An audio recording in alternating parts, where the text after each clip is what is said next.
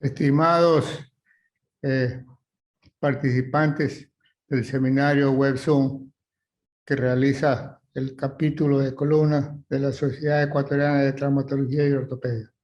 Para nosotros es muy placentero hacer estos webinars con gente joven que está en formación, pero para sembrar semilla para que ellos también maduren, progresen y sean expertos.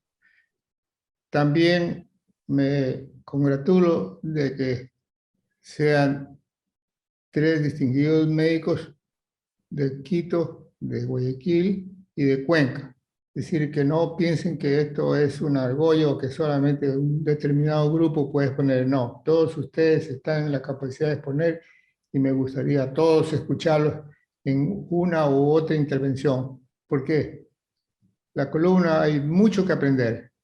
Hay mucho que decir y hay muchas técnicas que se van innovando y nosotros no podemos quedarnos atrás. Tenemos que estar al día con la última tecnología.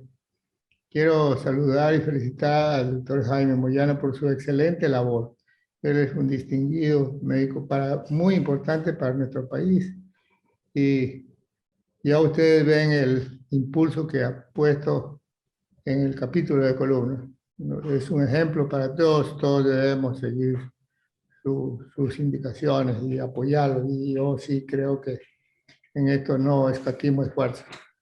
Es un placer enorme volver a reencontrarme con distinguidos amigos y colegas y gente importante del país. Y bueno, empecemos con la presentación de los expositores que lo va a hacer, creo, el doctor Carlos Robles, que es el actual secretario de la SEAD, a quien también le agradezco su contribución porque él me dio algunas pautas y me hizo algunas indicaciones que son importantes para llevarlo al webinar. Gracias. Buenas noches a todos los asistentes a este webinar. Doctor Carrión, muchísimas gracias por cederme la palabra. Esta noche vamos a contar con 2 expertos y 3 médicos residentes de posgrado y médico asistencial de la ciudad de Cuenca, Guayaquil y Quito respectivamente. Y la médico, doctora Montserrat Pavón, es una médico del Hospital Los Andes de Quito, asociada al Hospital Metropolitano. Tiene su formación en ortopedia y traumatología en la Universidad Central del Ecuador y también una subespecialidad en cirugía de columna. Nos va a acompañar con su experiencia en esta noche. Le agradecemos por participar, doctora Montserrat. También va a estar el doctor Sebastián de la Torre, es un médico del Hospital Eugenio Espejo, cirujano de columna por la Universidad del Bosque, Colombia, y hizo su posgrado de ortopedia y traumatología en la Universidad Internacional del Ecuador. Los expositores, el doctor Carlos Verdugo, es un médico residente del Servicio de Traumatología y Ortopedia del Hospital José Carrasco Arteaga de la ciudad de Cuenca, es médico de la Universidad Católica de Cuenca. También nos acompañará el doctor Líder Pinargote, es un médico residente del 3er año de posgrado de traumatología y ortopedia de la Clínica de Cibar y tiene su formación como médico general en la Universidad Laica Eloy Alfaro de Manabí. Y por último, el doctor Carlos Peña Herrera, médico residente del Servicio de Ortopedia y Traumatología del posgrado de la Universidad Católica del Ecuador. Hizo su formación como médico general en la Universidad Central del Ecuador. Muchísimas gracias a todos los participantes y comenzamos con el doctor Carlos Verdugo de la ciudad de Cuenca. Por favor. Gracias.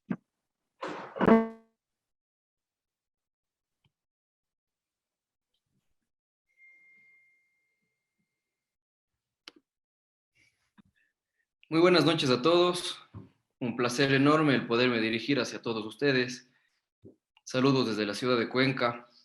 Se ha preparado un caso en conjunto con el doctor Juan Diego Mora, cirujano de columna del Hospital José Carrasco Arteaga. El caso clínico consiste en lo siguiente. Se trata de un paciente masculino de 35 años de edad, como antecedentes fumador, ningún otro antecedente de importancia. Como ocupación, comerciante, participa en su tiempo libre de deportes extremos como el downhill y, como mencioné, ningún antecedente patológico. En cuanto a la enfermedad actual ya del problema, el paciente mientras practicaba downhill sufre una caída de una bicicleta, más o menos se encontraba a unos 20 kilómetros por hora, se impacta a nivel craneal, de hecho hubo ruptura del casco de protección, generando de ese modo un mecanismo de flexión forzada y rotacional de la región cervical. Según mencionaron, el personal de primeros auxilios que trasladó al paciente a la unidad de salud había perdido temporalmente conocimiento aproximadamente por 10 minutos, posterior a lo cual regresó completamente en sí, no hubo ninguna otra alteración neurológica evidente en ese momento. Fue auxiliado, como mencioné, por los paramédicos, trasladado a la casa de salud. Al ingreso únicamente refería cefalea, cervicalgia de moderada intensidad de 5/10 en EVA, además de un poco de parestesis en la región cubital. De hecho, al momento de la examinación, no denotaba haber algún tipo de lesión o de molestias a nivel cervical, movilizaba con normalidad su cuello, de modo que en el examen físico los signos vitales estaban estables, un Glasgow de 15/15, pupilas isocóricas, normorreactivas. Lo que sí se evidenció es algo de espasmo ligero a nivel cervical, justamente de predominio derecho. En las extremidades superiores, lo que llamaba la atención fue una hipoestesia a nivel en el dermatoma de C8 derecho, justamente en la región cubital. Miotomos normales y reflejos normales. Con respecto a los estudios que se han solicitado en este paciente, inicialmente, justamente al tratarse de un trauma cráneoencefálico, se inició con los estudios de imagen tomográficos. Entonces, se aprovechó el ingreso del paciente justamente al tomógrafo y se realizó también un TAC de columna cervical.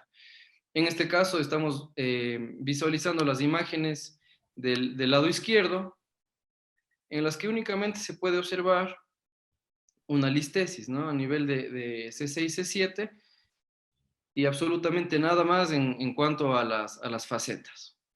Estas imágenes igual no contribuyen mucho inicialmente para llegar a un diagnóstico, por lo tanto, si hacemos una comparación con el lado derecho, se observa ya una alteración en la morfología o en la congruencia de las facetas. De hecho, vemos justamente aquí, en esta zona, enganchada la faceta superior de C6 sobre la de C7. Vemos un corte igual en este caso, el corte que estoy mostrando aquí denota ya claramente la fractura. Entonces, de ese modo se llegó al diagnóstico. Por otro lado, en la reconstrucción 3D igual, se observa en el lado derecho la alteración versus la morfología completamente normal o una anatomía completamente normal en el lado izquierdo facetario.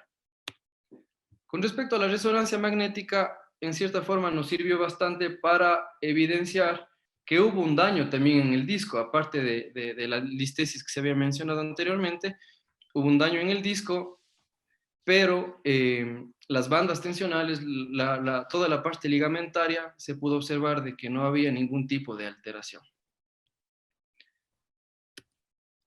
Con respecto a la clasificación que se utilizó para poderle dar un nombre y apellido a esta lesión, utilizamos la clasificación AO, en la que, bueno, utiliza su nomenclatura, dándole prioridad a la parte facetaria justamente con la letra F, dentro de las cuales tenemos aquellas que no están desplazadas, y en el caso de este paciente, como se observó, la luxación unilateral de la faceta, pues tenemos, sería la clasificación F4.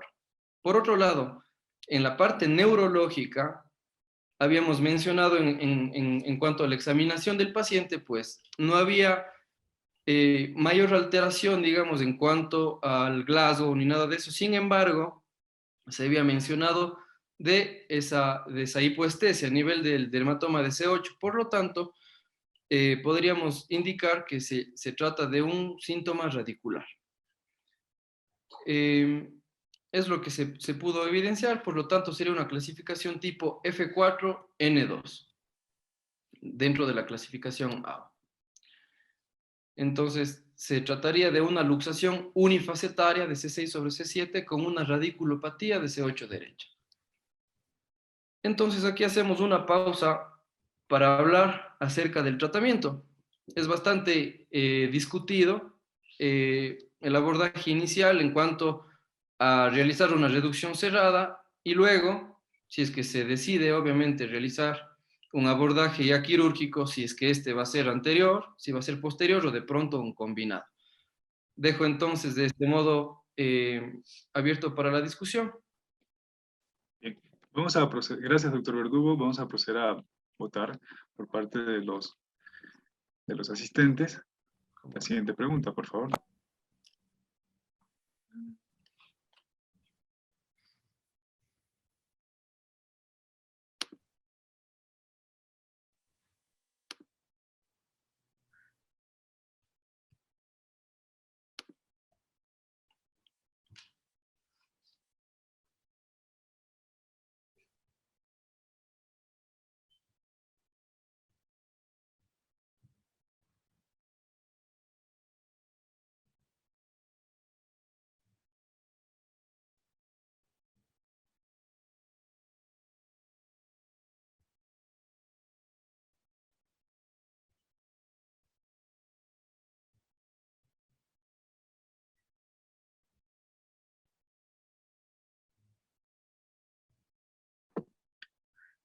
Doctor Carrión, ahí está la respuesta de la pregunta, por favor. Ya, bueno, voy a hacer una observación nada más.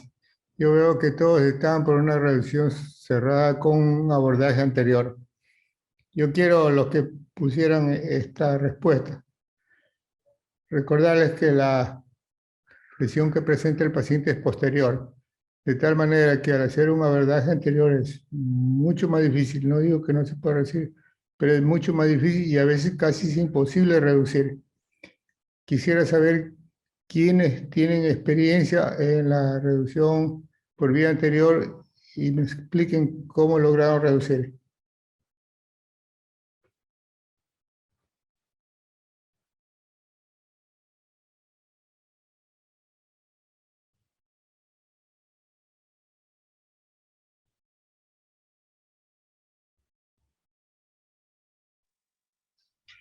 Buenas noches con todos. Soy el doctor de la Torre. Por mi parte, yo soy médico traumatólogo cirujano de columna. Para los que no me conocen, yo soy una de las personas que sí votó por una reducción cerrada y un abordaje anterior, mi doctor Luchito. Yo realizo una maniobra de reducción cerrada en sala de emergencias cuando llega el paciente con una luxación facetaria bajo sedación. Es una maniobra de tracción, leve flexión de columna cervical y presión anterior de contralateral a la faceta luxada. Va bastante bien, se logra la reducción en el 99% de los casos. Y una vez que hemos hecho esta reducción, mi análisis normalmente es, esta es una luxación unifacetaria en la cual se ve afectada el complejo ligamentario de la faceta del lado luxado, pero la del otro lado está indemne. Entonces yo prefiero no abrirle por posterior. Una vez que si tenemos una listesis, significa que el disco en la parte anterior está lesionado. Por lo tanto, yo entraría por la parte anterior, haría una disectomía, una fijación con caja y con placa, haciendo una reducción cerrada previamente al abordaje anterior. No sé, es que la doctora Montserrat Pavón tiene una idea, otra idea, pero este es mi manejo en este tipo de casos. ¿Cómo están? Buenas noches. El asunto de reducirle, aparte de bien sea por anterior o posterior, el asunto de entrar en el abordaje, antes estaba como más enfocado a la experiencia que uno tenga, ¿verdad? Porque decía, no, yo en mis manos, posterior me va súper. El otro decía, no, yo en mis manos, anterior me va bien. pero hay varios criterios ahora que nos guían un poquito más a ver si le hacemos anterior o posterior. Si el doctor es tan gentil en poner los cortes de la resonancia, por favor.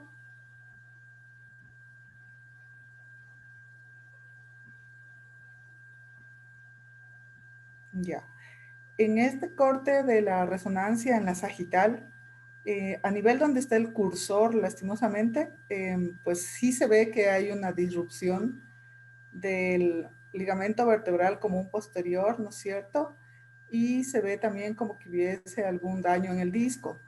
Entonces, si nosotros hacemos un abordaje posterior, el rato que nosotros jalamos la vértebra hacia atrás, muy probablemente vamos a crear iatrogénicamente una hernia. Entonces, la indicación en este caso, pienso yo que sería un abordaje anterior. Igual se hace una maniobra gentil de reducción. Al ser unifacetaria, a veces es más difícil, pero si uno hace una buena liberación y todo, sí puede lograrlo. Y se pone una caja y una placa. En eso estoy de acuerdo con Sebastián. Yo no hago tracción manual, más que nada porque veo que es una listesis de no muy alto grado y pienso que como se le resuelve prontamente, no creo que hay mayor dificultad para poder hacerlo en el quirófano con el paciente ya dormido y relajado. Ese es mi criterio, doctor Luchito. Buenas noches. Buenas noches, Monsita. ¿Cómo está?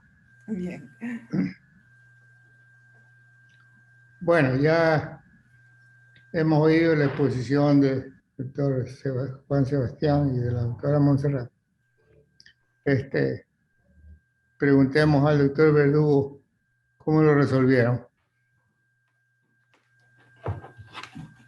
Bueno, en este caso se hizo obviamente una reducción quirúrgica, se utilizó pines, se hizo un abordaje anterior, de hecho esta fue la técnica, se fijó con los pines los cuerpos vertebrales y posterior a ello se colocó la caja y la placa, como mencionaron justamente anteriormente los expertos. Se ve aquí entonces las imágenes del resultado final, la ubicación de la osteosíntesis realizada y pues se obtuvieron resultados bastante favorables en cuanto al paciente, pudo reintegrarse a sus labores cotidianas de comerciante, se obtuvo una adecuada fusión, además de que de forma paulatina, luego del procedimiento quirúrgico, pues hubo una recuperación completa incluso del cuadro neurológico que inicialmente se dialogaba, se conversaba, ¿no? Entonces, ese fue el procedimiento realizado en este caso por el cirujano doctor Juan Diego Mora. Muy bien, muchas gracias. Me parece correcto lo que hicieron. En realidad, aquí hay un detalle que es importante. Siempre que hay una lesión de la columna cervical, nunca se olviden de hacer primero una radiografía porque es básico. Luego la tomografía axial para ver mejor, como en este caso pueden distinguir mejor. Y finalmente la resonancia para ver si hay lesiones del disco o compromiso neurológico. Entonces, cuando uno tiene estos tres elementos, uno puede clasificar la fractura. Y efectivamente la clasificación de la O en F1, F2, F3, que es la lesión fascitaria, es fundamental, porque uno le pone nombre y apellido a la lesión. Ahora, lo que dice el doctor Juan Sebastián, de darle anestesia general, hacer una tracción, sí, puede ser válido, no digo que no es válido, y puede ser que a lo mejor se reduzca y se evita una cirugía.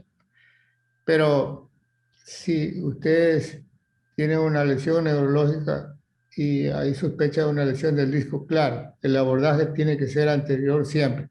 Pero si no hay una lesión del disco y no hay una compresión radicular, el tratamiento a mí me parece que es mucho más sencillo y más fácil entrar por vía posterior. Igual lo reducen y lo fijan. Y si no tiene problemas neurológicos ni problemas de disco, a mí me parece que es ideal, pero en algún caso, les digo una cosa, las fracturas de la faceta no es fácil reducirlas, realmente es difícil. Y miren que ustedes han puesto tornillos para hacer distracción en los cuerpos vertebrales y a veces ni así se reduce. Y más corren el riesgo de causar más lesión medular. Entonces, en ese caso es preferible usar doble abordaje. Ustedes entran por vía posterior, reducen la faceta y luego van por vía anterior en el mismo acto quirúrgico y sacan el disco, que liberan la raíz y ponen placa y tornillo, que me parece menos agresivo, más inocuo y también de buen resultado. Siempre uno tiene que tener presente de que debe usar todo el armamentario o todas las técnicas que ustedes conocen, o todo lo que ustedes saben para poder resolver bien un paciente. No todos los pacientes son iguales, todos son diferentes, pero uno debe estar bien armado, con buen instrumental, con conocimiento adecuado, ya sea a su debido tiempo, conforme ustedes han hablado y conforme yo les estoy explicando. De todas maneras, gracias, está bien, es un buen caso, está bien presentado, lo felicito, la historia clínica, su clasificación, el tratamiento también. Es un muy buen caso. Merece una presentación y para mí un aplauso para usted. Muchas gracias. Solo quisiera concluir con unos 2 slides que les había colocado nada más de forma complementaria, justamente para lo que ustedes acaban de dialogar. Se había revisado un poco en cuanto a las desventajas de cada uno de los abordajes de reducción, hablando, por ejemplo, inicialmente de la reducción cerrada. Los riesgos son, claro, si es que no es bajo sedación, un dolor bastante intenso en el paciente, riesgo incluso de mayor lesión al manipular, como mencionaba la doctora Pavón, incluso un riesgo de pseudoartrosis en el caso de que no se llegue a abordar quirúrgicamente.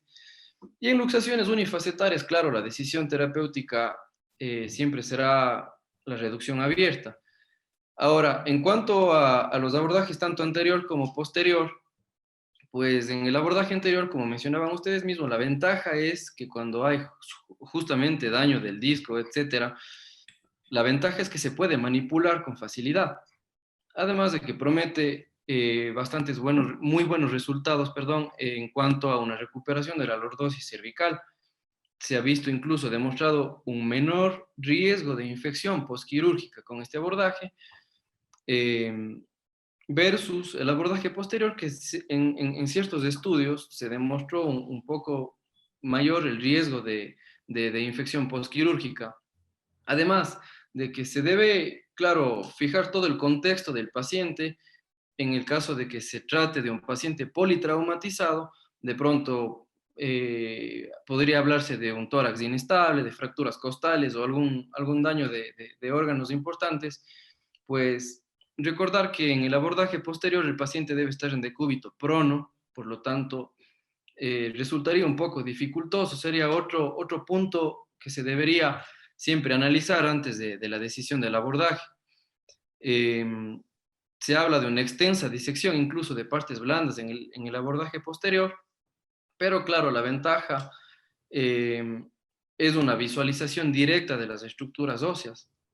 Eso es lo que les puedo más o menos complementar y claro, reiterándoles el agradecimiento a todos ustedes por la oportunidad. Me siento complacido una vez más de haberme dirigido hacia todos ustedes y me despido deseándoles los mayores éxitos en sus labores cotidianas y que Dios les bendiga, que estén muy bien. Gracias, doctor Carlos Verdugo. Gracias, doctor Verdugo. Felicitaciones por su exposición. Doctor Carrión, tenemos una pregunta de los asistentes. El doctor Carlos Jaramillo pregunta si dentro de los expertos tienen experiencia de reducción cerrada bajo tracción cefálica. A ver, yo como trabajé muchos años en un hospital público, nosotros tuvimos todos los casos, de todo. Hubieron luxaciones que sí, efectivamente, con maniobra cerrada se redujo, simplemente con poner una tracción craneal y se corrigió. Pero asimismo hemos tenido casos que hemos entrado por vía anterior y por todos los esfuerzos que hemos hecho, hemos corrido, dañar la médula y no hemos podido reducir y hemos tenido que ir a la vía posterior para reducir y después volver a la vía anterior para poner la placa. Es decir, hemos usado doble abordaje. Entonces, no, por eso yo le decía, no todos los casos son iguales. Hay casos que se pueden tratar incorrectamente, como dice el doctor Juan Sebastián de la Torre.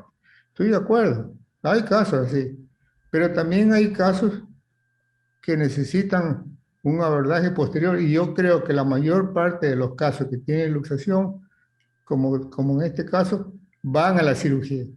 Son muy pocos los que se reducen incurrentemente, con tracción y con anestesia. La mayor parte van a la cirugía. Y yo creo que la mayor parte van por vía posterior, porque no todos los casos presentan lesión del disco. Muchos casos no tienen lesión del disco, entonces no se hace necesario usar una vía anterior, sino solamente la vía posterior. Entonces, ¿cuándo se usa la vía anterior? Cuando hay un problema del disco. ¿Por qué? Porque el disco hace compresión radicular y entonces el paciente se reduce, pero queda con dolor, lo cual es inadmisible.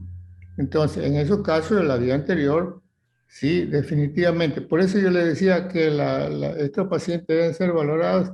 Yo generalmente, como rutina, no opero a ningún paciente si no tengo una resonancia magnética para ver el tipo de lesiones neurológicas, el grado de lesiones o compromiso neurológico que tenga una columna. Y por otro lado, no opero ninguna columna si no estoy bien armado y equipado con instrumental adecuado e incluso con monitoreo neurológico para estar seguro de que todo esté bien y no tenga problemas. Eso es una cosa que lo hago rutinariamente. Entonces, no hay, como digo, una regla para todos, no. Cada caso es un caso en especial y hay que ponerle atención. Y yo he tenido todos los casos, todos, reducciones cerradas, reducciones por vía posterior, reducciones por vía anterior y reducciones por 2 vías. Doctor Robles, ¿puedo? Sí, por supuesto, doctora. Muchas gracias. A usted. Doctor Jaramillo, sabes que antes había, cuando tenías espondilolistesis de alto grado en la cervical baja, decíamos abordemos primero la vía anterior, hagamos la disectomía, ponemos la caja, la placa, y a veces no lograbas reducir, por más que te ibas luego a posterior, porque ya estaba fijo adelante. Entonces ahora hay un movimiento muy importante de cirujanos de columna que cuando tienes una espondilolistesis traumática, o sea, una luxofractura, hablemos así, entran primero por un abordaje posterior, porque tú habías puesto la pregunta anterior de inicio, entonces están entrando primero por vía posterior y luego enseguidita le das la vuelta al paciente y le haces la vía anterior para la disectomía y la placa. Y se tienen mejores resultados radiográficos y obviamente funcionales del paciente. Porque sí hay varias veces, como dice el doctor Carrión, que por delante primero le haces horrores, los capas de hacer que al pobre paciente y no logras reducir. Entonces sí está una nueva corriente impulsando el desarrollo primero de la vía posterior y luego el de la vía anterior cuando tienes una luxofractura severa o grande y así. Yo con el asunto de la tracción craneal, insisto, no tengo mucha experiencia.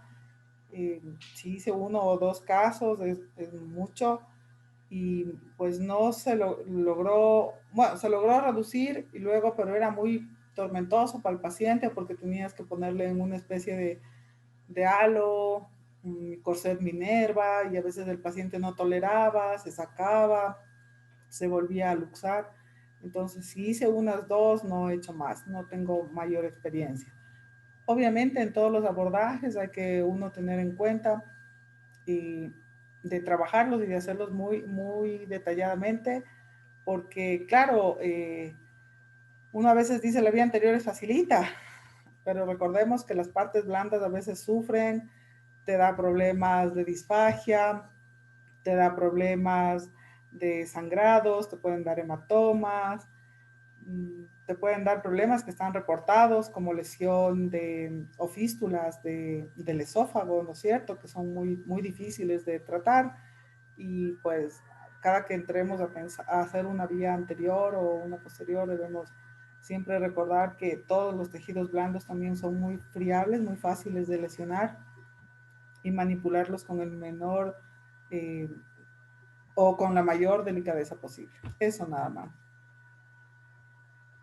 Sí, sí. Gracias, doctora. Si me permiten, Carlitos. Adelante, doctor de la Torre. A ver, frente a la pregunta de Carlos Jaramillo, yo tengo también muy poca experiencia, como dice la doctora Monse, en utilizar alotracción. En mi práctica solamente lo hemos utilizado en pacientes que llegan al hospital con luxaciones crónicas, pseudoartrosis, luxaciones crónicas. En los 3 casos que hemos utilizado tracción cefálica con halo y con peso, ha sido en paciente hospitalizado, en donde se inició con 12 kilogramos y se fue subiendo progresivamente el peso entre 24 horas, entre 24 a 72 horas. Está descrito que hasta 12 a 24 podemos ir subiendo dependiendo del resultado radiológico. Sí es una tortura para el paciente porque tiene que estar puesto el halo, tiene que estar despierto. Tenemos que tener una valoración neurológica permanente y constante mientras estamos subiendo el peso en el paciente. Y debemos hacerle radiografías estando presentes todo el tiempo a ver si es que existe la reducción que necesitamos. En los 3 casos, en 2 tuve que hacer primero liberación, como era luxofractura crónica, liberación con un abordaje posterior, con liberación de fibrosis y de tejido blando interpuesto.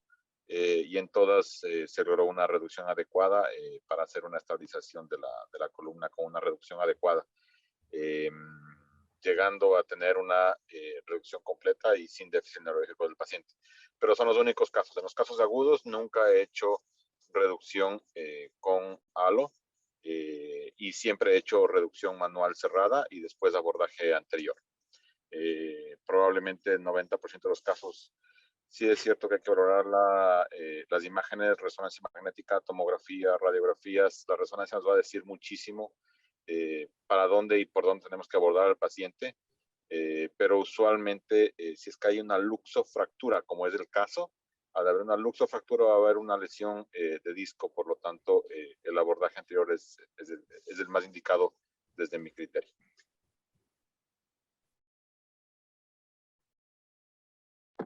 Gracias, doctor de la Torre. Por favor, doctor Carrión. Bueno, yo creo que tal vez si nos ponemos de acuerdo, estamos todos, tenemos una parte de razón, pero yo lo que sí quiero decirles es que después de haber vivido tantos años en el hospital y haber visto todos los casos y haber visto muchos pacientes, he llegado a la conclusión de que uno debe estar preparado para todo, para hacer todo. Es decir, los pacientes hospitalarios, porque van al seguro, le ponen una tracción y lo dejan. Y le pide al residente que le haga una reducción, ustedes saben cómo hacer. Le ponen la tracción, le van poniendo pesos, aumentan el peso, le hacen control radiográfico, si lo reduce bien. Y si no lo reduce, simplemente pone una nota que no lo reduce y lo programa para hacer cirugía.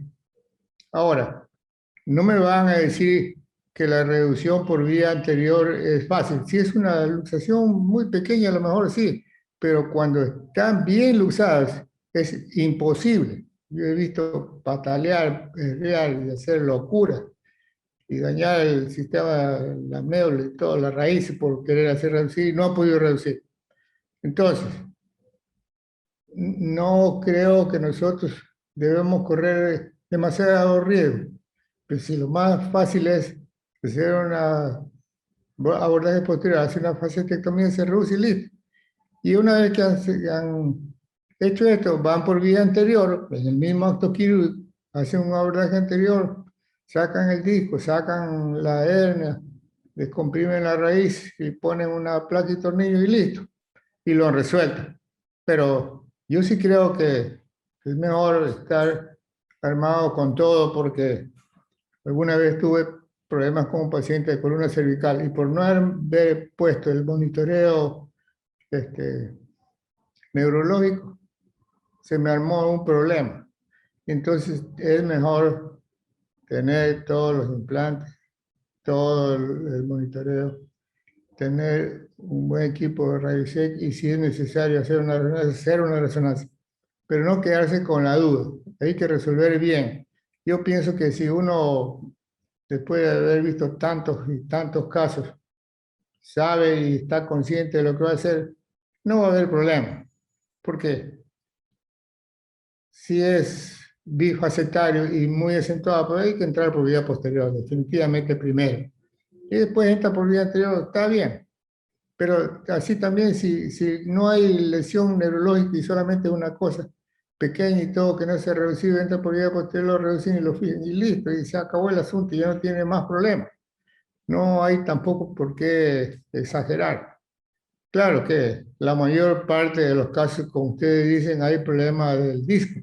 Entonces, la indicación para hacer por vía anterior es que el paciente en la resonancia magnética se demuestre que tiene una hernia de disco o que tiene una lesión neurológica. Ahí es la indicación por vía anterior. Si no, no. Entonces, yo lo que puedo aconsejarles es estar preparado para hacerlo bien. No sé qué experiencia tienen ustedes o cuántos pacientes han visto, pues yo me he envejecido, me jubilaba en el hospital tratando este tipo de estudios, y no solamente ese, he sido profesor en la universidad y he enseñado y hemos tratado con muchos pacientes.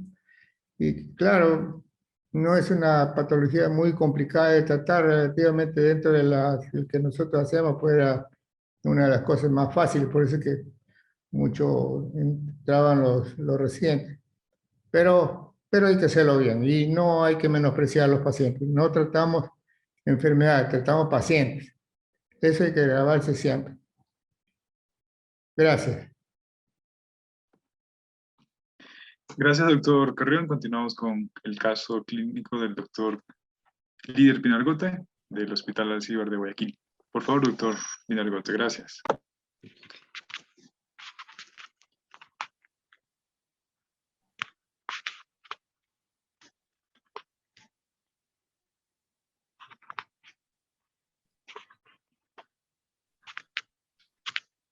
Bueno, no sin antes agradecerles nuevamente por la oportunidad que nos dan a los médicos en formación de posgrado participar en estas interesantes charlas de lesiones de la columna cervical que la Sociedad Ecuatoriana de Ortopedia y Traumatología, dirigida por el doctor Carrión, pues nos ha permitido hoy poder disertar. Entonces, creo que es un aporte importante a nuestros conocimientos y sobre todo a el principio de que el conocimiento debe ser compartido y debe ser global. Este caso que voy a presentar a continuación se trata de un paciente de tercera edad, un paciente masculino de 89 años de edad. Es un paciente que ya enviudado, fue obrero durante su edad laboral, ahora está jubilado, y entre sus antecedentes clínicos, alcoholismo durante la juventud, que actualmente pues ya ha abandonado. No presenta otros antecedentes relevantes y su relación peso-talla se encuentra dentro de los parámetros aceptables. Ahora, como antecedente traumatológico, pues una semana, 6 días, casi una semana, antes de ser evaluado en la institución, refiere haber sido víctima de un accidente en la vía pública. Es un peatón que deambulaba y un motociclista pues lo embiste en su motocicleta y le causa pues lesiones de la región cervical, donde de acuerdo a lo que refieren en su historial clínico de referencia, ya que él viene de otra institución, pues habría presentado inicialmente síntomas neurológicos como pérdida de la fuerza y disminución de la sensibilidad en el territorio del miembro torácico izquierdo. Inicialmente le hicieron un tratamiento conservador con un collar rígido, y el paciente posteriormente no acepta ser referido a una institución de mayor complejidad y solicita el alta.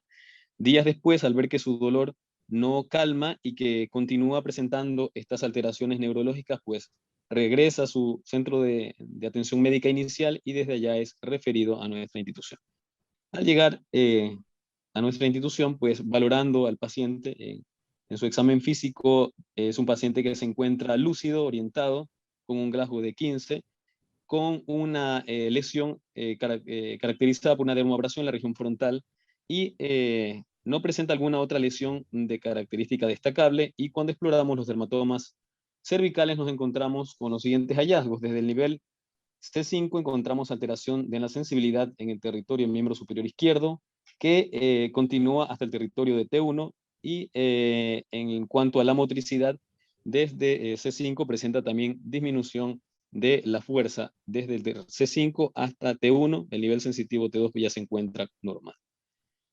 Cuando exploramos los dermatomas lumbares, encontramos que se encuentran normales en cuanto a función sensitiva y motora, no hay reflejos alterados de Babinski, clonus o sucedáneos, se encuentra la Seggi-Bragar negativos. No hay ninguna otra radiculopatía o lesión asociada que manifieste sintomatología. Entonces nos encontramos frente a este parámetro importante. Es una lesión incompleta, solamente en el territorio izquierdo, en el cuerpo izquierdo, relacionado con el miembro superior izquierdo, donde la clasificamos pues como una lesión de tipo B, donde preserva pues las funciones completas debajo de los niveles que aparentemente se encontrarían lesionados. Vamos entonces a pasar a la parte de las imágenes, y aquí tenemos una tomografía, un corte sagital y un corte axial. Justamente aquí empieza el corte desde el nivel C3, pero igual antes de continuar, bajando por los diferentes cortes y los diferentes cuerpos vertebrales, cabe manifestar que nos llama la atención, pues tenemos una columna degenerativa multinivel, característica de un paciente de tercera edad, donde también eso está relacionado pues a los hallazgos siguientes que voy a detallar. Hay un conducto que se estrecha más o menos a nivel de C5, C6, y vemos también a este nivel que el cuerpo y la faceta de C5 se encuentra luxada y en una posición posterior con relación a la faceta de C6. Ahí ya vamos evidenciando pues esta lesión, y en este corte más inferior que cruza justamente por donde está la línea de ambas facetas, donde se encuentra la luxación, vemos no solamente que se encuentra pues una discontinuidad en la lámina de C5, sino también hay una rotación de C6, lo que nos va evidenciando pues esta lesión a este nivel. También nos llama la atención porque no vemos por completo la lámina, y también no vemos la estructura completa de la masa lateral de C5, lo que nos hace sospechar de que posiblemente ahí se encuentre también una lesión, y vamos bajando por los diferentes cortes y evidenciamos pues que a estos niveles, en la tomografía 3D, justamente en el cuerpo de C5, en la masa lateral, aquí vemos cómo está disminuida, y se encuentra también pues esta luxación posterior y rotacional de C5 sobre C6 en el lado derecho, como podemos apreciar en la tomografía 3D. Ya tenemos identificada la lesión. Ahora, la tomografía nos aporta un sinnúmero de ítems importantes en cuanto a la descripción de las estructuras vertebrales óseas, y hace un estudio que por muchos años ha sido muy relevante para ello.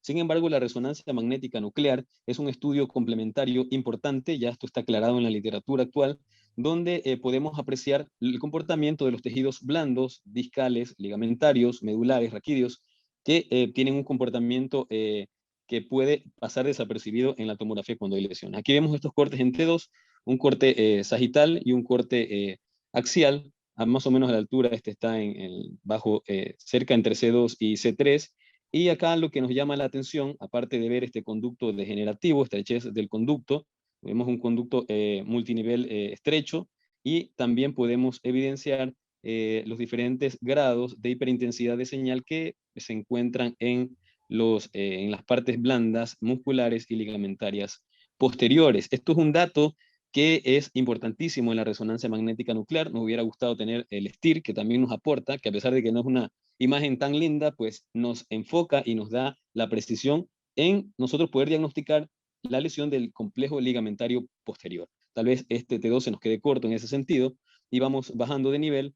Voy a aproximarme aquí a C5, C6, donde se encuentra esta lesión que veíamos en la tomografía, y aquí podemos apreciar cómo ya no evidenciamos pues el líquido cefalorraquídeo alrededor, está hay una estrechez del conducto y no vemos esa imagen hiperintensa característica del líquido cefalorraquídeo a este nivel, hay una estrechez a este nivel, hay una imagen de este lado derecho que es característico, también conocido como imagen en sándwich invertido, y nos está hablando pues de la luxación facetaria del compromiso facetario unilateral a ese nivel. Podemos seguir bajando de niveles y aún preserva pues la estrechez este conducto, más abajo ya al nivel de T1, ya vemos que se encuentra pues en un diámetro adecuado. Basta entonces con estas imágenes darnos cuenta de que esta lesión hay que darle su clasificación respectiva, la importancia de clasificarla, pues obviamente nos va a servir qué tan grave está o qué tal y qué tan importante es el compromiso, no solamente vertebral, sino también discal, ligamentario y espinal, y también podemos de esta manera determinar cuál va a ser nuestro manejo posteriormente, ¿no? Basándonos en los diferentes algoritmos que existen para el manejo. Entonces tenemos una luxación de C5 sobre C6, que de acuerdo a la clasificación alfanumérica de la AO se correspondería a una luxofractura tipo B2 con un componente F2 de luxación posterior unifacetaria inestable, eso es importantísimo, con una clasificación pues, funcional de tipo A-B.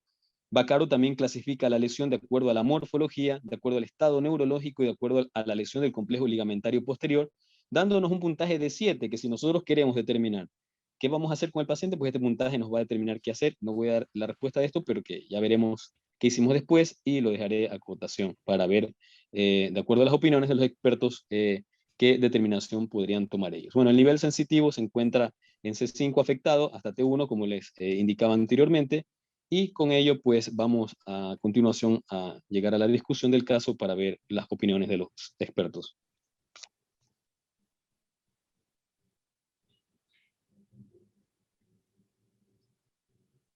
Muy bien, quiero hacerle una pregunta. ¿Ustedes consideran que esta lesión es estable o inestable?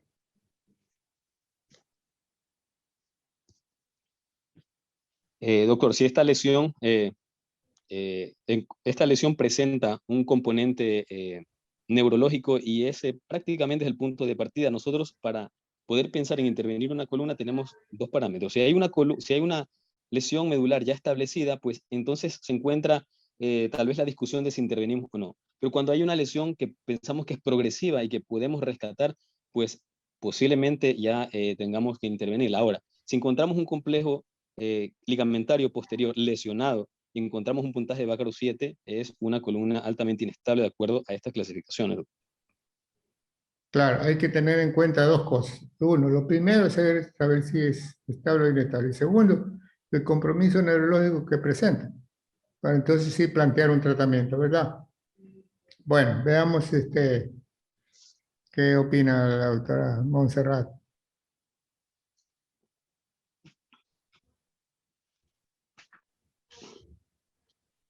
Perdón, estaba con el micrófono apagado.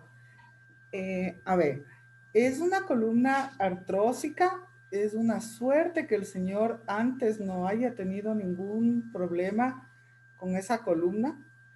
Habitualmente pacientes con esas columnas artrósicas y traumas mínimos empiezan o pueden presentar síndromes cordonales, ustedes recordarán. Pero el señor ha tenido una suerte increíble según el relato de la historia clínica, porque después de tanta cosa, pues solamente tiene aparentemente una radiculopatía en una de sus extremidades superiores. Ahora, es una médula que está sumamente edematosa, prácticamente desde C4 para abajo, no hay, está engrosada la médula y todo. Yo pienso, mi doctor, que pues en parte es media rígida esa columna, por eso se edematizó tanto con el trauma que tuvo, pero sí es una lesión inestable y necesita ser operada.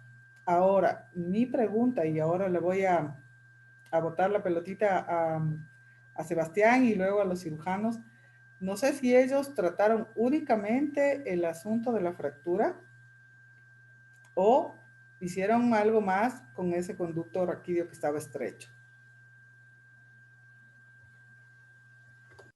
Muy bien, doctor Juan Sebastián de la Torre.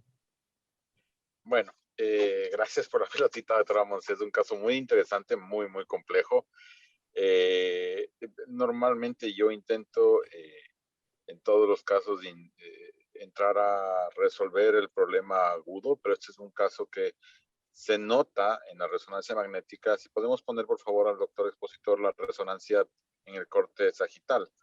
Se nota que existe una columna degenerativa con una gran compresión por los elementos posteriores. Este es un caso que evidentemente debe ser abordado por vía posterior con una, desde mi criterio, con una reducción abierta vía posterior.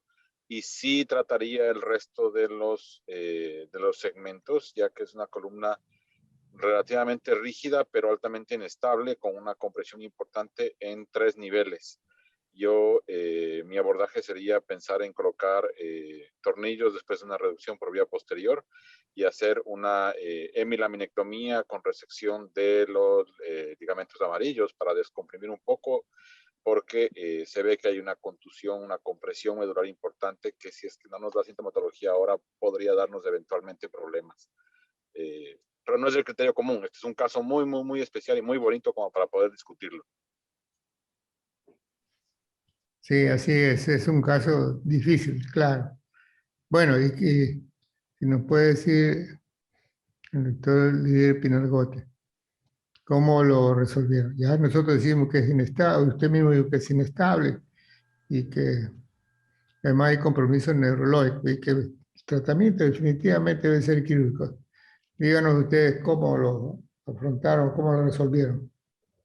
Correcto, doctor Carrillo.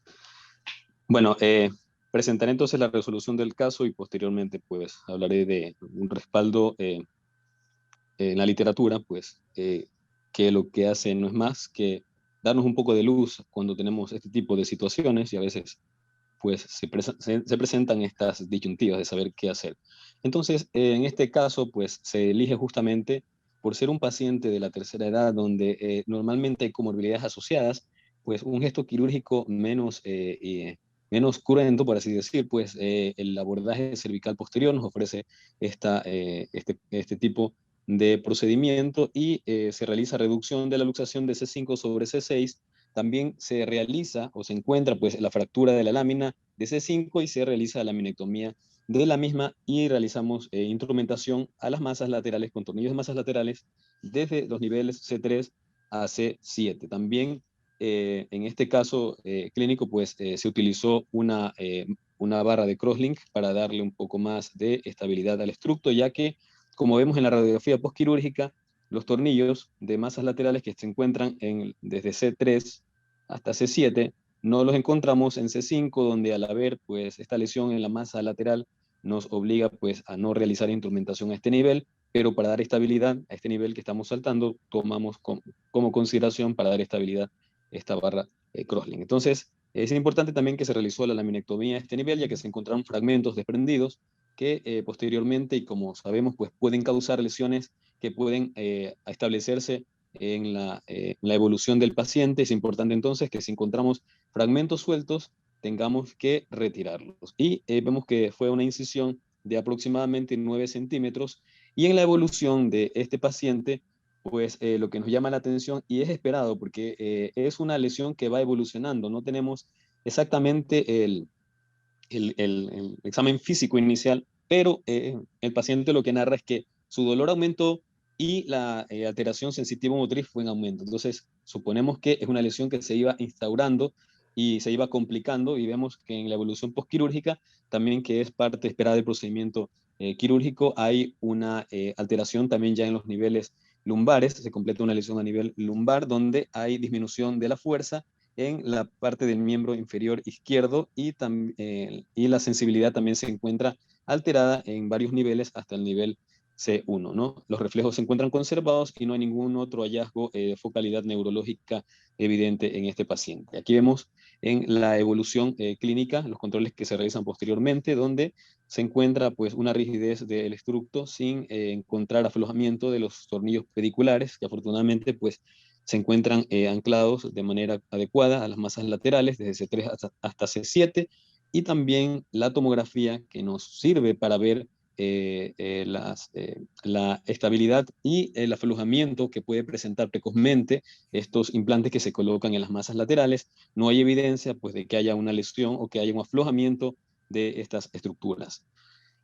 Ahora, quisiera, y no se me permite ya con la parte del sustento bibliográfico, presentar un par de estudios donde son nuevos, y estos estudios nos orientan un poco a saber que estas lesiones degenerativas con luxofractura presentes en un paciente anciano también han presentado esta inquietud durante muchos años: abordaje anterior o abordaje posterior. En los últimos 20 años este ha sido un tema muy discutido. Realmente no se encuentra un consenso actual de que si este abordaje anterior o posterior es el más adecuado, pero sí existen pequeños acápites en cuanto a observaciones de comorbilidades, de evolución a largo plazo, de mortalidad y de supervivencia que permiten tomar una mejor decisión. De esta manera, este estudio alemán nos refleja que en 43 pacientes mayores a 65 años, donde presentaban lesión, una luxofractura subaxial, 21 de ellos se les realizó un abordaje anterior para realizar la fijación, mientras que en 22 de ellos se realizó un abordaje posterior.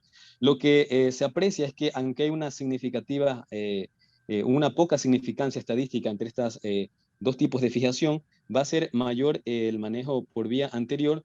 Y en este caso fue un 52.4 frente a un 31.8% que reflejan de mortalidad el uno y el otro procedimiento respectivamente, donde vemos que la mortalidad es mayor pues en el abordaje anterior. La tendencia entonces a abordar por vía anterior en las columnas degenerativas de estenosis espinal ha sido destacable, pero justamente en estas observaciones se aprecia pues que hay un compromiso, hay un mayor compromiso de la supervivencia de estos pacientes. Aquí vemos en esta curva de Kaplan-Meier, donde evidenciamos pues que la supervivencia del abordaje posterior, si bien se encuentra por encima de la media, representa un valor mayor al 50% con respecto a el valor de supervivencia de la fijación anterior. Entonces, esto nos muestra claramente con este valor de que el abordaje anterior muestra una supervivencia aproximada de 900 días en esta tabla que se realiza, y el abordaje posterior, pues con un valor mayor al 50%, ni siquiera es candidato para poderlo poner en la media. Entonces, también se observa que en el sexo femenino la supervivencia es mayor.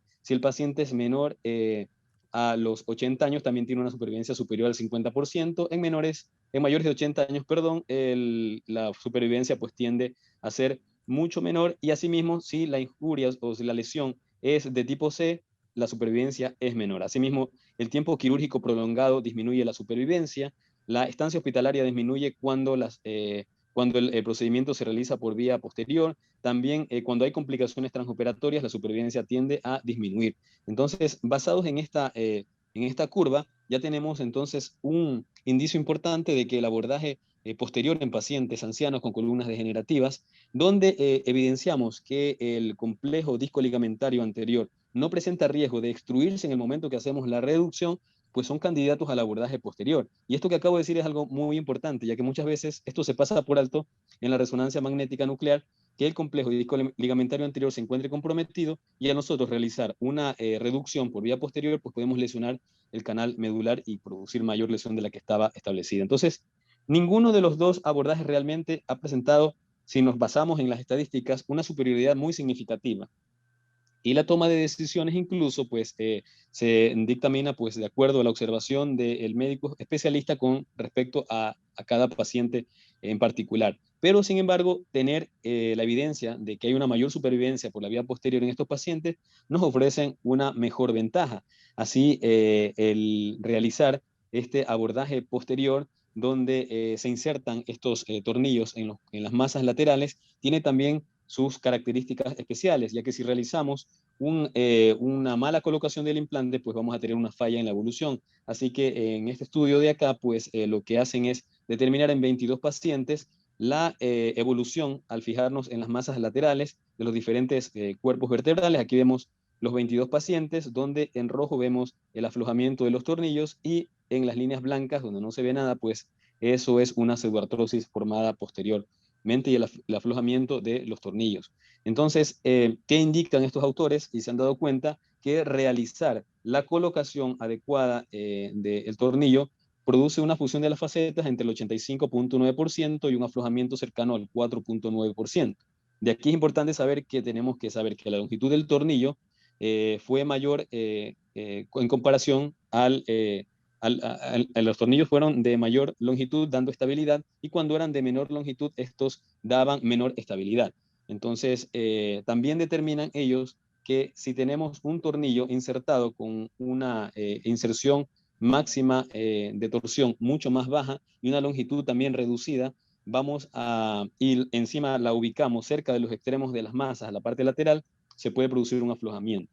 Y también que decorticar la faceta lo suficiente para realizar un empaquetamiento del tornillo nos va a ofrecer una mejor fusión de las facetas a largo plazo. Muy Gracias. bien. Muchas gracias. La doctora Montserrat, ¿qué opina usted del abordaje posterior en este caso? ¿Está conforme o usted cree que podría usarse la vía anterior? A ver, el tipo de fractura que teníamos en este caso, pienso que sí amerita un abordaje posterior, una vía posterior pura. Mi inquietud más que la parte de la fractura es también por esa médula y por ese conducto medular estrecho que tenía el paciente. No sé, a mi manera de ver, pienso que de pronto se pudo haber aumentado un poquito más la laminectomía, hacerle no solo del sitio de la lesión de C5, C6, sino hacerle C4, C5, C6, para tratar de descomprimir incluso ese conducto raquídeo. Me queda una duda, si la lesión era la fractura únicamente al lado derecho, ¿por qué no se le puso en la masa del lado izquierdo un tornillo en el nivel en el nivel contralateral al fracturado? De pronto ayudaba un poco. Y no sé por qué, me pareció que leí en una de las diapositivas que no se pudo valorar la marcha, o sea, no caminaba el paciente, porque de lo que entendía al principio sí caminaba, por eso pidió el alta y salió de una institución a otra. Estoy un poco de dudas ahí. ¿Me podría ayudar, doctor Pinargote?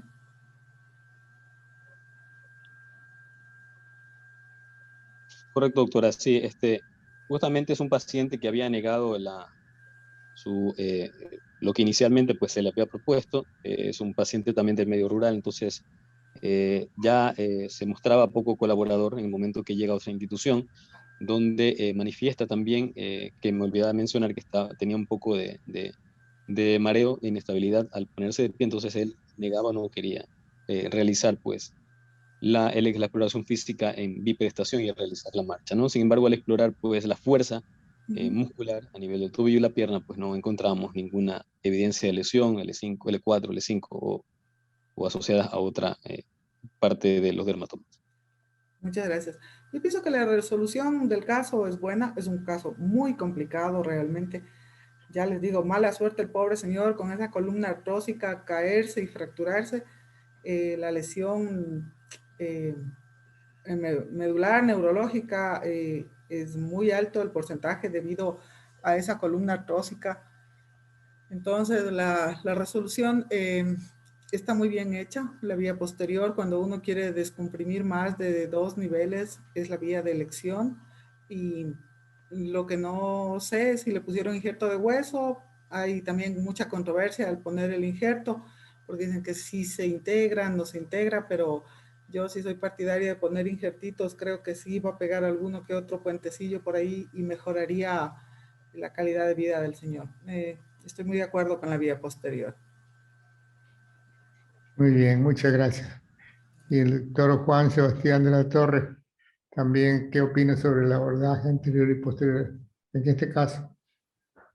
Creo que el doctor Pinargote dio un punto que es muy, muy, muy importante. En columna degenerativa, en el adulto mayor, usualmente el contenido discal es escaso, por lo tanto hay menos riesgo de provocar una lesión por una extrusión traumática. No digo que sea imposible, pero hay menos riesgo. En este caso, el abordaje que se hizo es del correcto. Estoy completamente de acuerdo con la doctora Monse en que tal vez hubiera descomprimido un poquito más los niveles para liberar un poco más los otros niveles que estaban estrechos. Si ya instrumentamos desde C3 hasta C7, hubiera aprovechado para descomprimir un poquito más y también hubiera puesto tornillos en C5. A menos que haya tocado que hacer una facetectomía para lograr la reducción, que ha tocado hacer en algunos casos, cuando no se reduce y no se logra reducir. La facetectomía es la indicación para lograr quitar la estructura ósea que está interponiéndose en la reducción, pero sí, aunque sea unilateral, un tornillo de faceta en C5 hubiera ayudado bastante, pero creo que la evolución ha sido la adecuada, la decisión fue la adecuada y el manejo fue el correcto. Me parece muy bien resuelto. Muy bien, muchas gracias. Bueno, yo también estoy con ustedes. En realidad, el abordaje posterior aquí me parece el mandatorio y la apertura del canal para liberar los elementos nerviosos y la fijación con tornillos y barras está bien. Yo también acostumbro a poner injertos siempre y lo uso el mismo hueso del paciente y lo aumento con un poco de matriz ósea y yo veo que funciona. Y también trato de hacer no una muy reducida liberación, una amplia liberación, que yo esté seguro y tranquilo de que esa médula vaya a mejorar su función. Yo estoy de acuerdo con ustedes, así es. Y el abordaje posterior en este caso es el indicado, definitivamente. Entonces, no quiere decir que en toda la fractura de columna cervical usamos el abordaje posterior, no. La mayor parte usamos abordaje anterior, ¿no? Nosotros también. Pero no quiere decir que tenemos que por eso satanizar el abordaje posterior. No, también es válido. De tal manera que es el caso el que nos lleva de la mano a decir, y está bien lo que hicieron, también los criterios que ustedes tienen, estoy totalmente de acuerdo con ustedes. Es un buen caso y gracias por la presentación, doctor líder Pinargote. Muchas Doctor gracias. Carrión, si me permite un momento, por favor. Sí, Sí, nos entró una duda en cuanto al examen físico inicial del paciente.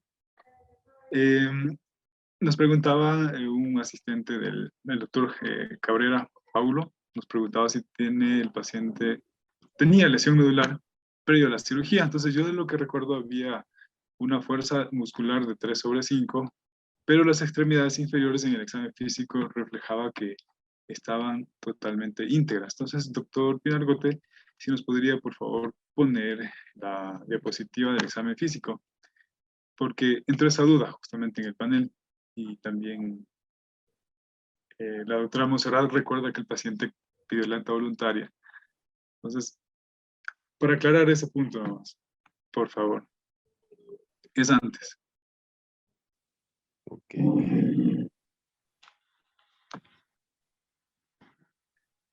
Entonces, sí, tenía un déficit de la fuerza de 3/5 a nivel de los miotomos cervicales. Aquí. Ahí está. Sí, entonces ahí se ve que hay una disminución de la fuerza muscular en 3/5 del lado izquierdo. Pero en la parte lumbar y lumbar no hay déficit. ¿Tiene una siguiente diapositiva? Sí, aquí está.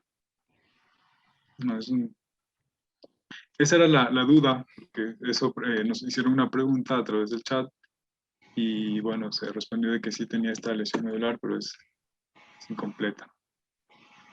Muchas gracias, doctor Pinargote. Muy bien. Casi siempre, bueno, como una acotación a esto, cuando se lesiona la médula espinal en niveles altos, como en este caso, por lo general también se afectan las extremidades inferiores. Entonces, eso me llama la atención a mí.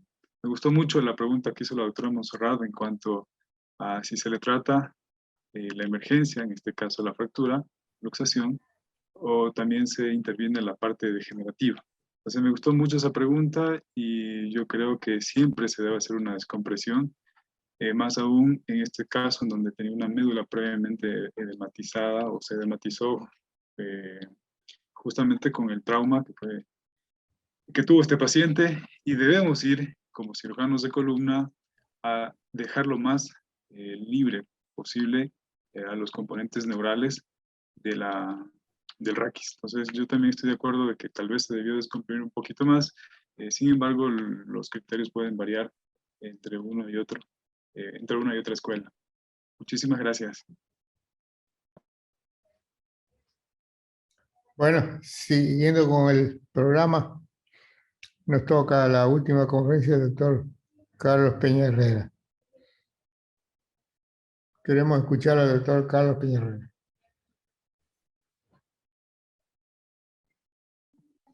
Bueno, muy buenas noches. Muchas gracias por la oportunidad. El caso clínico que les voy a presentar está a cargo del doctor Jaime Moyano. Mi nombre es Carlos Peña Herrera, soy médico residente segundo año de traumatología del Hospital Metropolitano y la Universidad Internacional del Ecuador. Es un paciente masculino de 16 años como único antecedente de importancia, una hernioplastia inguinal bilateral hace 5 años, clínicos no refiere y alergias no refiere. El paciente acude con dolor cervical intenso, paresia y hipoestesia en miembros superiores. El paciente refiere que 5 días previo a acudir a la emergencia de esta casa de salud, se lanza a una piscina de poca profundidad, sufriendo un trauma indirecto a nivel cervical con un mecanismo de carga axial e hiperflexión de cuello. Posterior a lo cual presenta un dolor de moderada intensidad que se radia a hombro derecho principalmente. Acude a hospital particular, donde realizan estudios complementarios y diagnostican una fractura cervical a nivel de C5, donde inicialmente deciden un manejo conservador con un collarín cervical rígido. Posterior a lo cual, el dolor se intensifica, reportándose un EVA 9/10, que además se acompaña de parestesias en extremidades superiores, y empieza a aumentar el déficit motor bilateral de predominio en extremidad superior derecha. Al examen físico, al llegar a nuestra casa de salud, voy a describir solo lo positivo. En miembro superior derecho, la fuerza fue medida por la escala de Daniels 4/5 a nivel de miotomas C5-C6, el resto estaban conservados. Sensibilidad 1/2, dermatomas C5, C6, C7 y C8. A nivel de miembro superior izquierdo, la fuerza de igual manera se midió en escala de Daniels de 4/5 a nivel de C5 y C6, y los dermatomas, la sensibilidad alterada a nivel de C5, C6 y C7. Estas son las imágenes con las que le tomaron en la primera casa de salud donde acudió el paciente. Bueno, tenemos 3 posiciones, una antero-posterior, una transoral y una lateral de columna cervical, donde se evidencia ya un acuñamiento posiblemente de más del 50% del cuerpo vertebral de C5. Se evidencia también que hay una retropulsión del cuerpo vertebral de C5 sobre C6, y se evidencia que no hay un aumento del espacio interespinoso, por lo que podríamos deducir que no esté afectado el ligamento longitudinal posterior.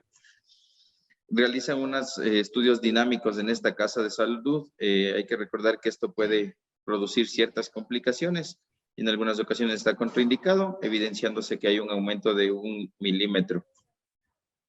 Estas son las imágenes de ingreso que se repitieron en nuestra casa de salud, donde se evidencia que el colapso se ha mantenido y hay una diástasis en este sector a nivel del cuerpo vertebral.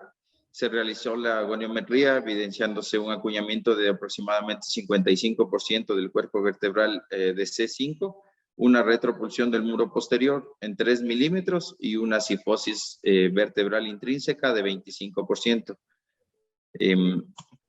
Se realizan estudios complementarios, se solicita un ATAC, donde se evidencia dicho acuñamiento ya descrito, y en la resonancia magnética se evidencia que hay una afectación del cuerpo a nivel de C5, un edema a nivel del cuerpo de C5 también, y se evidencia dicho acuñamiento que ya se evidenció previamente, y una protrusión discal traumática pequeña a nivel de C5. Se cataloga como una fractura C5 tipo estallido hacia E, debido a que no tenía lesión medular, sino una lesión radicular, catalogada como una escala de Slick 4, A4 por la lesión tipo burst, N2, que es el modificador nervioso de radiculopatía, y M2, que es un modificador específico que nos describe la hernia traumática. Entonces, ¿cuál es el tratamiento que se realizará?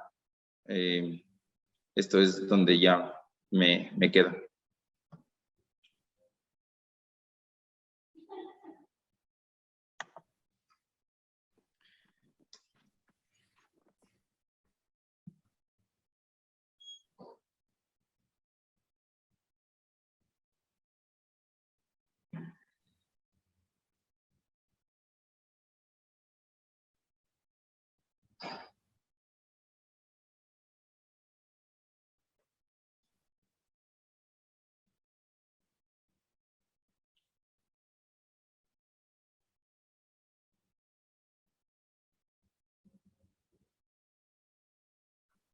Entonces, ¿continúo con el tratamiento realizado? No. El resultado de la encuesta.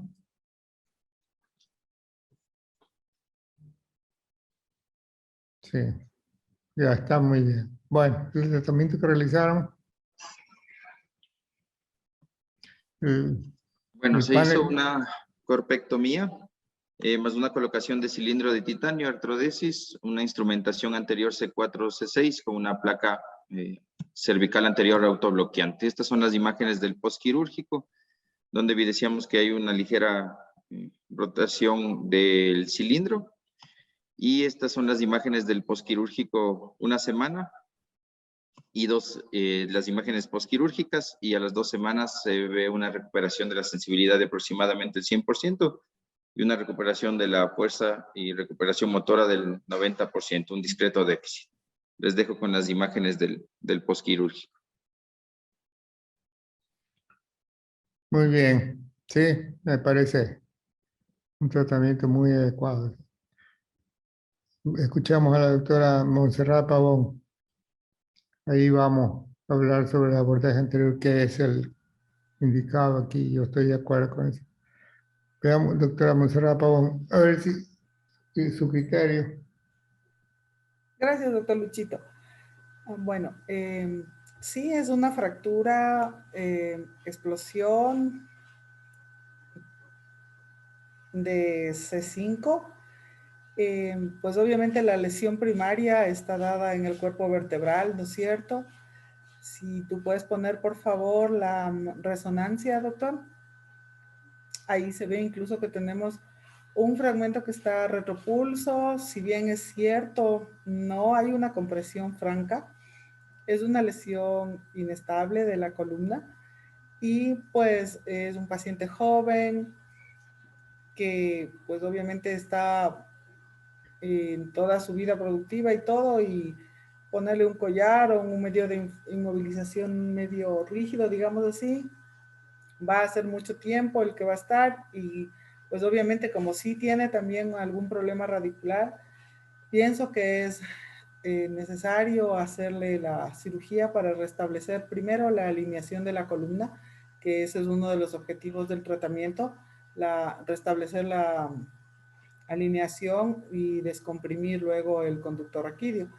El abordaje de elección en este tipo de lesiones, al ser una lesión corpal, es una vía anterior. La opción del cilindro es ahora pues la que más se hace. Antes colocábamos injerto tricortical, ¿no es cierto? Sacábamos injerto de cresta ilíaca, cosechábamos y lo poníamos. Pero debido a la serie de molestias que presentaban los pacientes en el sitio de donación del injerto, por más buena técnica que lo hacías, a veces le dolía más la toma de injerto que la propia cirugía de la columna. Entonces, ahora se recomienda colocar estas mallas de titanio. Puedes poner una malla de titanio, puedes poner una caja expandible, todas obviamente rellenas con material óseo, y apoyarte puedes incluso con matriz ósea, ¿verdad? Para asegurar una buena fijación. La resolución del caso es muy buena y no tengo ninguna otra cosa que decir. Veo que la placa está bien doblada, o sea, está dada lordosis. Está un poquitín oblicua, pero si el paciente no tiene molestias con la deglución, no tiene molestias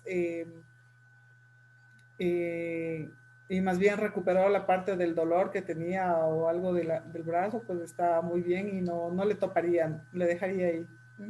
Eso. Muy bien. Doctor Juan Sebastián. Buenas noches otra vez. Sí, estoy completamente de acuerdo con el criterio de la doctora Monse. Al ser una lesión que compromete el cuerpo vertebral, es una lesión que no tiene un soporte anterior, por lo tanto el abordaje tiene que ser obligatoriamente anterior.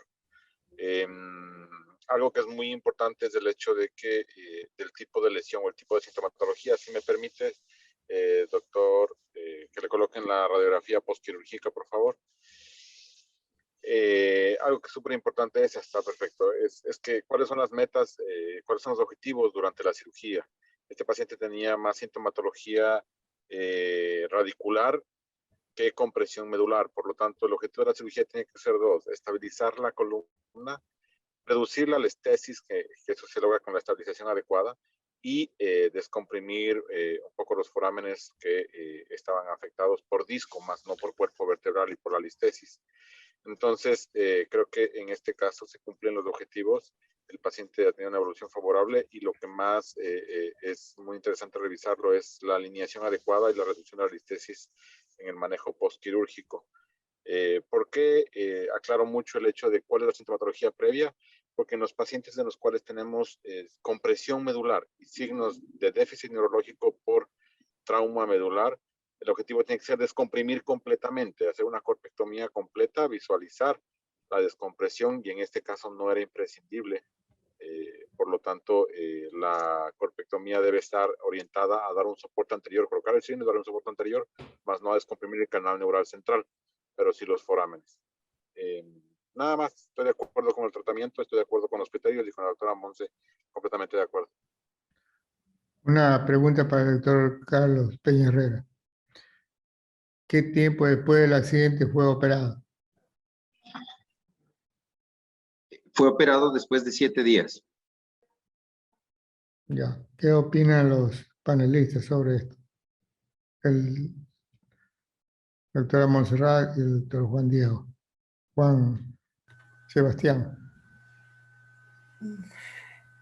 Pues al no haber habido una lesión neurológica completa ni nada, yo pienso que sí se podía esperar, se podía haber planificado bien la cirugía, el abordaje y todo lo demás. Y además, si el paciente, no sé si llegó inmediatamente o llegó tardío y por eso le operaron tardío, pero pienso que en ese caso no había así como mayor urgencia de entrarle a operar, tampoco es que vamos a dejar pasar un mes, ¿no? Si ya llegó, apenas se le recaptó al paciente, está bien el tiempo en el que le haya llegado. Doctor Juan Sebastián. Sí, de acuerdo. Desde mi criterio estoy completamente de acuerdo también con lo que dice la doctora Monse. En realidad este paciente tiene una neurología de compresión radicular. Lo ideal tiene que ser manejarlo en agudo. Según tengo entendido de lo que presentó el doctor Peña Herrera, es que este paciente esperó los 15 días, pero porque fue manejado en otra casa de salud de un manejo conservador, y después llegó al hospital metropolitano para ser manejado por el médico tratante a los 15 días. Entonces creo que eso tuvo que ver con la toma de decisión de en qué momento hubo que operarlo. Eso básicamente. Sí, está bien, claro. Así sucede, los pacientes tienen un accidente y van por algunos centros, han visto algunos médicos, se han cambiado de hospital y llegan tarde, así es. Y por eso es que se operan tardíamente. Pero cuando van a un centro que uno maneja, la conducta que nosotros hacemos es operarlo dentro de las primeras horas del accidente para evitar problemas neurológicos permanentes o que los pacientes no se recuperen o se agraven. Entonces, he podido observar los pacientes que lo hemos operado tardíamente y los pacientes que lo hemos operado tempranamente, y realmente estoy consciente de que los que los operamos tempranamente se recuperan mejor y más rápido. Por eso tenemos en mente tener equipo, aunque no lo usemos, listos para en el momento que necesitemos no tener mucho tiempo en demorarnos en prepararlo, esterilizarlo, llamar al anestesiólogo, al ayudante, etc. Y así nos sentimos mejor. Pero esto depende del momento en que el paciente llega. Y a veces, muchas de las veces, los pacientes llegan tardíamente, cuando ya no han podido solucionar en otros centros. Bueno, en todo caso, yo estoy de acuerdo con usted. El abordaje definitivamente bien, la estabilidad bien, sí, tal así que el paciente se ha recuperado, también que también es un muy buen caso, merece felicitarlo. Estoy muy contento de los casos que han presentado, aun cuando parezcan que son fáciles, no, sí, tienen su riesgo de tener complicaciones, tienen su riesgo de morbilidad, en fin, y han sido resueltos bien y eso es muy satisfactorio. Yo creo que lo importante es que ya con el andar de los tiempos, ya nosotros no tenemos criterios casi unánimes y eso es lo que quisiera llegar, en que todos pensemos con un buen criterio, un criterio unánime y así poder resolver a cualquier hospital que vaya, saber que los médicos que hacen columna y que pertenecen al comité de trauma de columna, sí están preparados para resolver patologías de columna. Bueno, muchas gracias por la presentación. Gracias al doctor Sebastián de la Torre. Gracias a la doctora Monserrat, a quien me ha dado mucho gusto verla a los tiempos, pero la doctora Monsita es muy apreciada por nosotros también. Y bueno, a los médicos que se presentaron, pues desearles éxito en el futuro. Hay que seguir con el mismo entusiasmo. Nosotros seguiremos apoyando, nosotros seguiremos dándoles ventana para que expongan más y más casos. Gracias por vuestras presentaciones, me parece que estuvieron muy bien. Fue un muy buen seminario el que hicimos en este momento con ustedes. Bien, permítame felicitar a todos los participantes, un excelente webinar, muy inclusivo. Nos gustaría pues contar con la asistencia de ustedes a estos eventos mensuales organizando el comité de columna. El encargado directo es el doctor Carlos Robles y nuestra secretaria Paola Olalia y todo el comité de columna que está trabajando para mantener la actividad y difundir las diversas patologías que tenemos dentro de esta amplia patología vertebral. Muchas gracias a todos, se les agradece y nos veremos el próximo mes en el siguiente webinar. Que pasen muy bien. Gracias, Jaime, gracias, muchas gracias. Un gusto Gracias. verle. Gracias. Gracias. Gracias, Monsita, un gusto de ver. Chito, gusto verle. Chao a todos. Chao, chao. Muchísimas gracias, doctores. Buenas noches. Los invitamos al Gracias, próximo. doctor.